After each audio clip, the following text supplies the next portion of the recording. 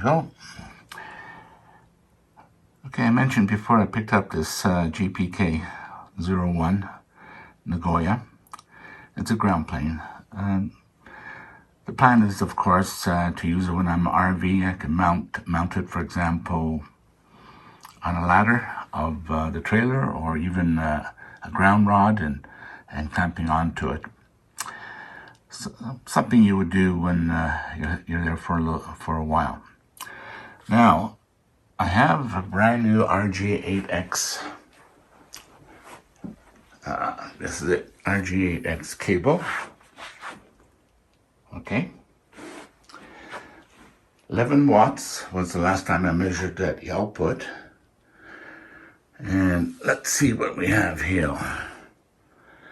We have 6.68 watt. Let me just transmit on the 146 using the dummy load. Oh, it's 7.1. There you go. Pretty close to a 15-foot cable on a mag mount, and this one is 50 feet. And of course, on VHF, it'll probably drop down to about 5-6 watts. Excuse me, on UHF. Okay, so that's the setup. Let's see how the ground plane works. Okay, I installed the radios, if you want to call them that. They come in 2 pieces with set screws.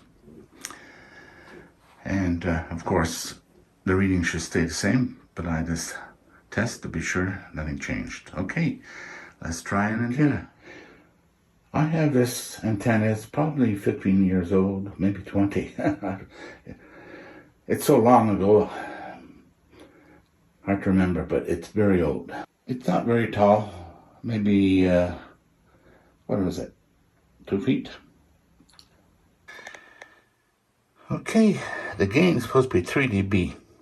They don't say dBi. And 5.5 dB.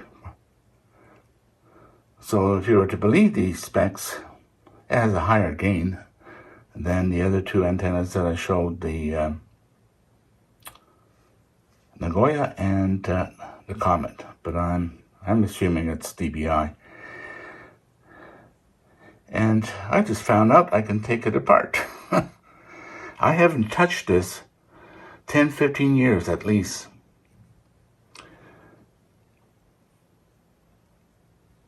And it's good to know it works. I may use it when I want a low profile on top of my truck. Okay, and this is the other part. Oops. There was a bit of crud when I took it apart, but the contact was there. The only way I could see shortening it is probably cutting the tip, if I wanted to, just to fine tune it. But I would only do it once I put on the roof. The way I look at it, if I can get reasonably good match in this environment, using these radios, then I know outside is going to be even better. Okay. I should be watching the camera, so I'm pointing at the right area. Okay, let's try next. Okay, I forgot to do the UHF on this antenna. I'm curious for myself because I'll probably be using this at times. And now that I clean up the crud, I'll just do another quick test on 2 meters. Okay, let's clear this. Let's see if there's any difference. No, no difference. So the crud had no effect. It was away from the contact, so it doesn't surprise me. Okay, let's go to UHF. Oh, just a minute, I just gotta, let's try, we'll start at 133. Okay, that's not too good there. So from 430 to 436. Okay, go to the next one.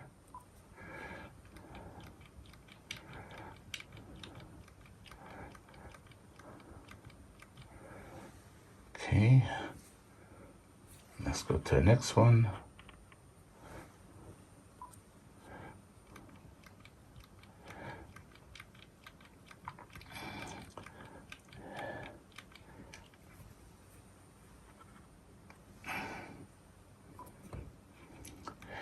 It's a wide band, so I know on the diamond, the pattern was basically the same. It had the curves. It never really went over 2, which is still acceptable, though I like to see it 1.5. So, okay. This is from 442 to 448. What is at the end of the band?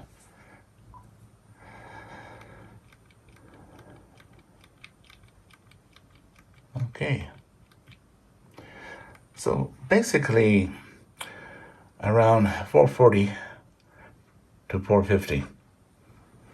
If you're operating that band, I wouldn't have to adjust it. And I know once it's mounted outside on a proper area, nothing in the way, I'm only about 4 feet away from the antenna, my body. So, okay, let's try the other one. I got the Comet installed. There you go. I'm 4 feet away from it, taking the reading. The tip is about a foot away from the ceiling. So, estivar should not be great.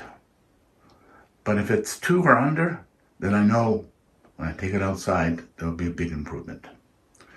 At least that's the pattern, and it always worked like that for me. Okay, let's take a reading. Okay. Now, I know this antenna is kind of tuned towards the high end from my past experience, but let's take a look. I'm all set up. Oops, look at that, 2. Okay, now it's starting to go down. Okay, so it's optimized there for the higher part of the 2 meters. I made the adjustment originally by shoving all the connectors as deep as they can go in. So probably raising a little bit, I could make the change.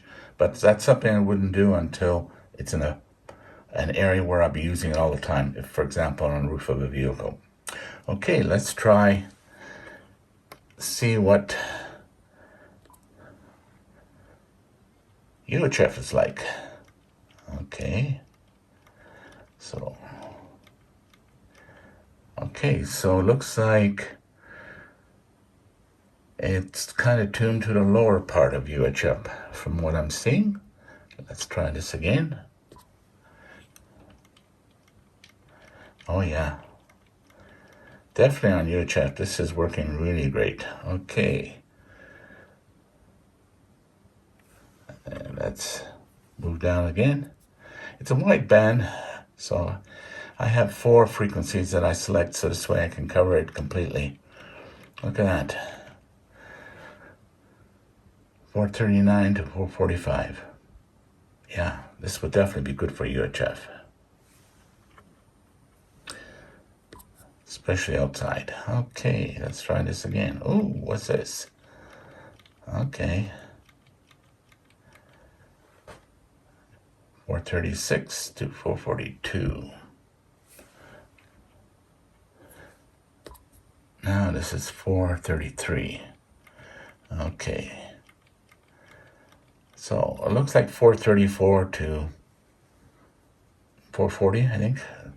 Pretty well 1.5. Yeah, can't complain. One more.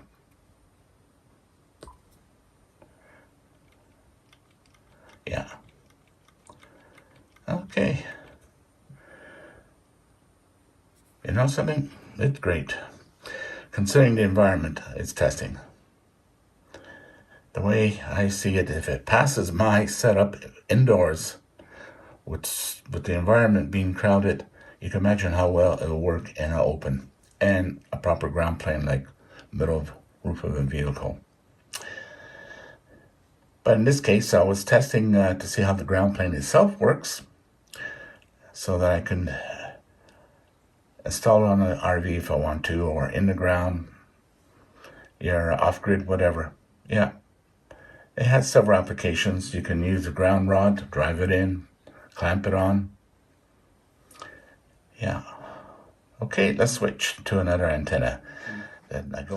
I'm using the adapter from, I guess they call it SO239. I just refer to it as PL259, to the NMO for both of the Nagoya and the Comet. Though on the other one, the first one, I didn't need it because it was an NMO to begin with. Okay, let's see what the reading is like on this. Okay, we're going to start in the same order. 2 meters, 146 is the center. And I'm putting out 11 watts on all of them. Okay, so on 2 meters, it is better than the Comet with the same setup. Yeah, definitely much better. Okay. Again, it's always going to be better once it's outside. I'm only 4 feet away behind my back, so it's going to have an effect. And I think the walls are basically 6 feet on one side and 4 feet on the other side, 8 on the other one, 5 on the other end. So you got 4 walls. Okay. Let's try the UHF. Okay, I think. Okay, so it looks like it's tuned more towards the longer bandwidth, or the lower frequency, like 440. So at 450, the SWR is 321. Actually, 448. Yeah, around 449 it climbs. Okay, let's go to the next one.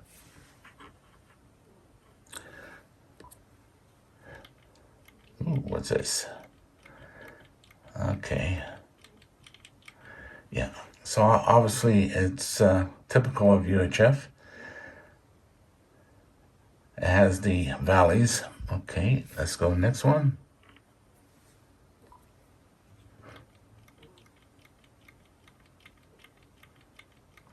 Yeah. Well, at least it doesn't go over 3-to-1, because most radios will operate with a 3-to-1 ratio. I like 1.52 at the best. Okay. And let's try next one. Okay, looks like this one is good. So about 438 seems to be the right area. When it comes to UHF, it's very difficult to get a flat match across. However, I did get that with the mag mount and the better ground plane. But then it was in a different environment. So let's try that. Okay. Yeah, so it's kind of tuned towards the 433 band. 436, 439, that's pretty good. That is good. That's usually where I operate, so this would work great. Okay.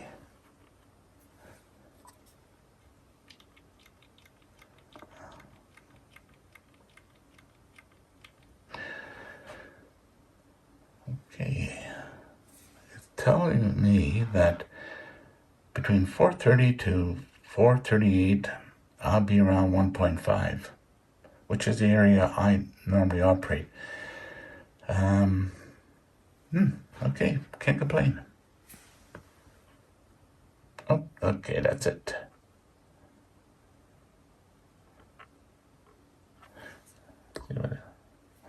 Just want to try this one more time. Yeah, oh yeah. Yeah, definitely pretty good. Okay, I would say the Nagoya, putting in the same environment, does better on VHF and on UHF. And the reason probably is because it's an amateur band and it's tuned for amateur band, while the Comet is more general for amateur and GMRS. So you're going to see, especially on UHF, you're going to see a lot of valleys. But as long as they're not over 2, perfect. If it hits 3, I would do some tuning on it if I had to operate in that range. Generally speaking, all 3 antennas work. You may have to touch it up, but what I like about the Nagoya, it appears I won't have to do no touch-up in what I'm using it for. So, what do I think about this? It's quick, it's easy. It comes basically with everything you need. The only thing is you have to provide the coax to feed that.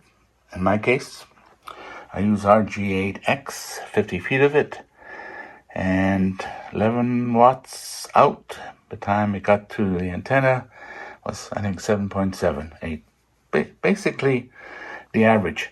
Actually, it did better than the 18 and 15 foot mag mount when it comes to loss, because it was RG58 while this was RG8X.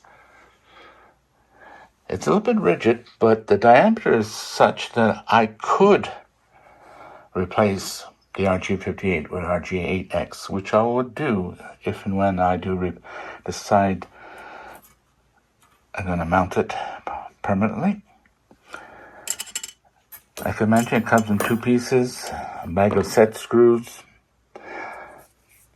I'm not sure if there's no instructions that came with it.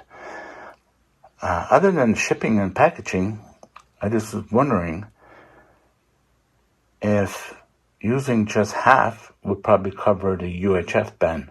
So if you're only operating on UHF, then disconnecting this half right here would probably work. But then again, you're only talking about 2 feet, more or less. Okay. 2 clamps, or in my case, you can screw it into a metal pipe and then use the clamps to clamp maybe to a structure or a ground rod or something of that sort. Okay. I have no complaints with it. It's very good. If you're a person that operates both on ham bands and GMRS or some other band next to it, yeah, the diamond probably be ideal for you. In my case, I only operate on the ham bands, and I like an antenna that's not finicky to set up. Basically, as they advertise, Nagoya does, no adjustments, you just use it. And it has proven that is the case, despite the different environments. The SWR is better than when it was on the ground plane. It's wider on 2 meters and also on UHF. So this hill does perform a bit better than the ground plane that I'm using here. However, it was close, and you gotta remember, environment, what's around me, it's in a different location. It's not in the same spot.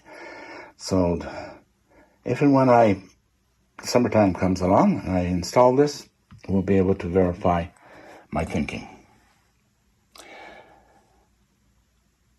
I have some more videos I'm working on a different topic altogether.